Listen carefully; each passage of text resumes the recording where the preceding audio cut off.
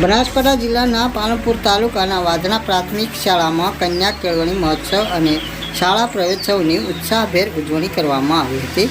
કાર્યક્રમ દરમિયાન બાલવાટિકામાં નવા વિદ્યાર્થીઓને પ્રવેશ અપાયો હતો તેમજ મહાનુભાવોના હસ્તે વિદ્યાર્થીઓનું સ્વાગત કરવામાં આવ્યું હતું। આ ઉપરાંત એક પેડ માં કે નામ અભિયાન અંતર્ગત વૃક્ષારોપણ પણ કરવામાં આવ્યું હતું। જોઈએ સમાચાર વિગતવાર।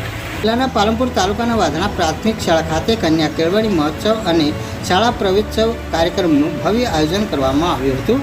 કાર્યક્રમ અંતર્ગત બાળવાટિકામાં કુલ 20 બાળકોને નવા શૈક્ષણિક વર્ષ માટે પ્રવેશ આપવામાં આવ્યો હતો। નવા પ્રવેશ મેળવનાર બાળકોનું કુમકુમ તિલક કરી તથા શૈક્ષણિક કીટ અર્પણ કરીને ઉત્સાહભેર સ્વાગત કરવામાં આવ્યું હતું।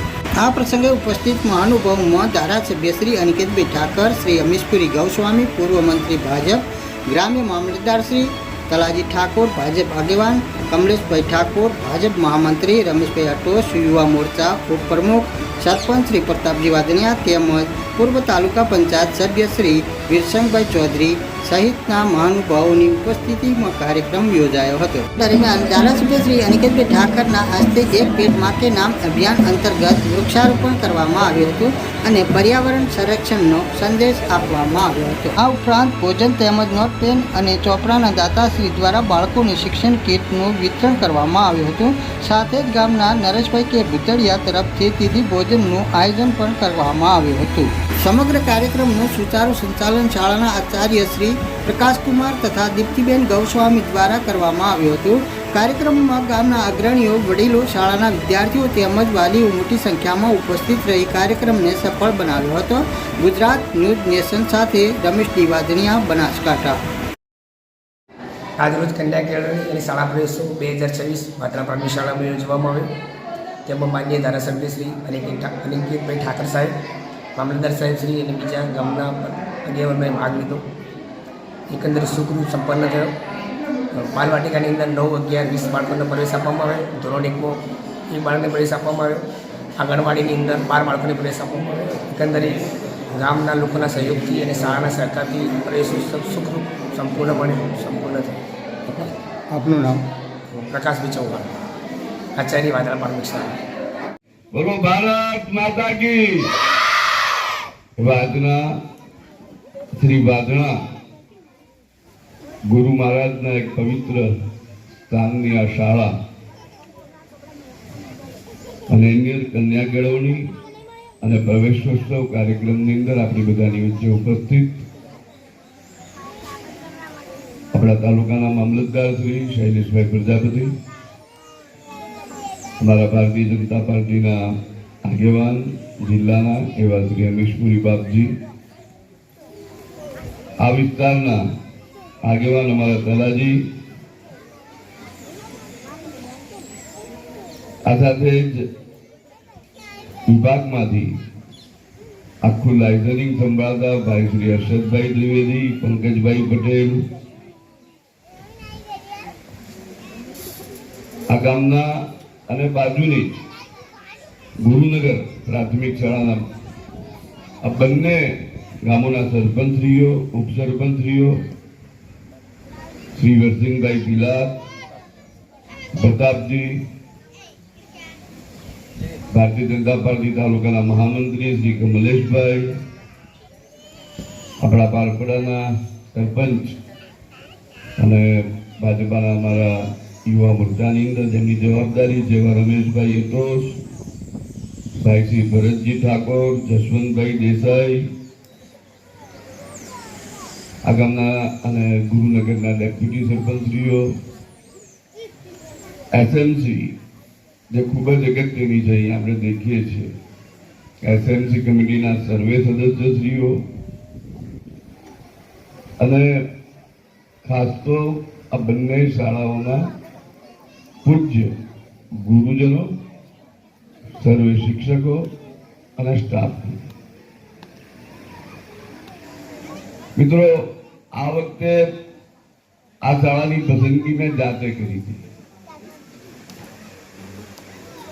કે મારે આ વખતે વાધણામાં જવું છે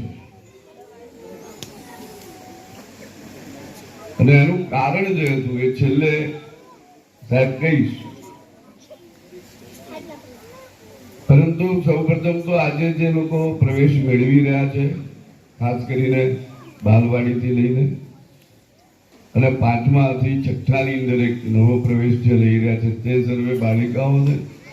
અને અહીંથી જે રક્ષા શાળા અને એની અંદર જેમનું અત્યારે આપણે અભિવાદન કર્યું તેવા સર્વે બાળકોને હૃદયપૂર્વકના અભિનંદન આપું છું કે આવનારા ભવિષ્યમાં તમે તમારું ઉજ્જવળ ભવિષ્ય કરો.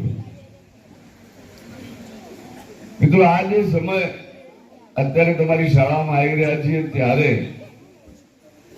આ પ્રવેશોત્સવ જેમને ગુજરાતની અંદર શરૂ કર્યો હતો, અમીશપુરીજીએ ખૂબ ટૂંકમાં કીધું કે અત્યારે આ દેશના વડાપ્રધાન શ્રી નરેન્દ્રભાઈ મોદી એ જ્યારે આપણા ગુજરાતના મુખ્યમંત્રી હતા ત્યારે એમને એમ લાગ્યું કે ગુજરાતને સૌથી પહેલી જરૂર શિક્ષણની છે અને એમાં ખાસ કરીને દીકરીઓના શિક્ષણની. ત્યારે એમને શાળા પ્રવેશોત્સવના કાર્યક્રમો થકી એક નવી જ અવહેલના ઊભી કરી આખા ગુજરાતમાં. અને અત્યારે આપણે દેખીએ છીએ કે કેટલી દીકરીઓ અભ્યાસમાં સૌથી વધારે આગળ છે.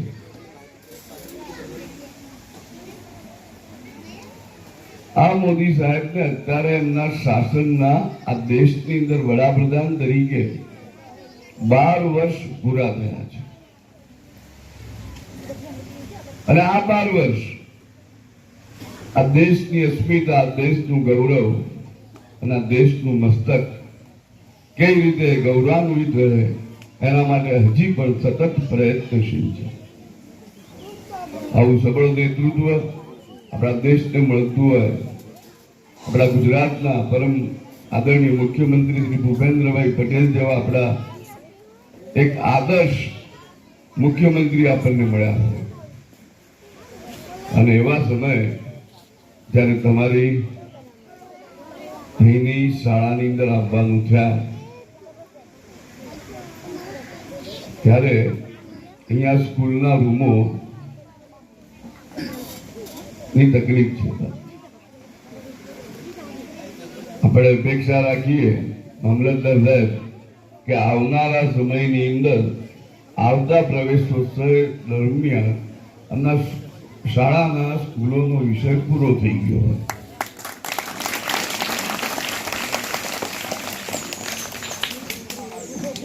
એવી બીજી એક વાત જે મધ્યાહન ભોજનનો શેડની અહીં જરૂરિયાત છે.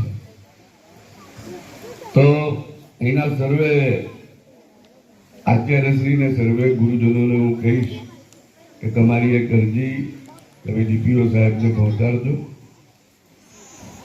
એ પણ તમને ખૂબ ઝડપથી મળી જાય તો શેડ પણ તમને મળી જાય એની પણ આપણે વ્યવસ્થા કરીશું.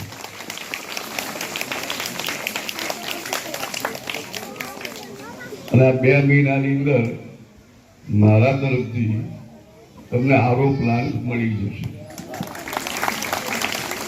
આ 3 તકલીફ હતી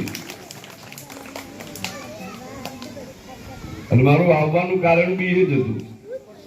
એકદમ છેલ્લે કહીશ, કારણ કે આ વખતે આપણે શાળાના સ્કૂલો આખા પાલનપુર તાલુકામાં ખૂબ બનાવ્યા, પણ જેમ જેમ કંડમની પરિસ્થિતિ એનું આખી વિધિ એક પતી જાય એના પછી આ કાર્યવાહી આગળ વધતી હોય છે. આપણું દરખાસ્ત છેક સુધી આવી ગઈ છે અહીં કંડમના રૂમોની, એટલે એની અંદર ખૂબ ઝડપથી આગળ ગતિવિધિ થાય એના માટે અવશ્ય આપણે પ્રયત્ન કરીશું. ફરીથી વિશેષ નહીં કહેતા આજે પ્રવેશ લેનાર સર્વે બાળકોને ખૂબ ખૂબ શુભેચ્છાઓ પાઠવું છું. આવો ભણીએ ગણીએ, આપણા પરિવારનું, આપણા ગામનું, આપણા જિલ્લાનું, આપણા રાજ્યનું, આપણા દેશનું નામ આપણે સૌ ઉજ્જવળ કરીએ. આભાર. બોલો ભારત માતા કી.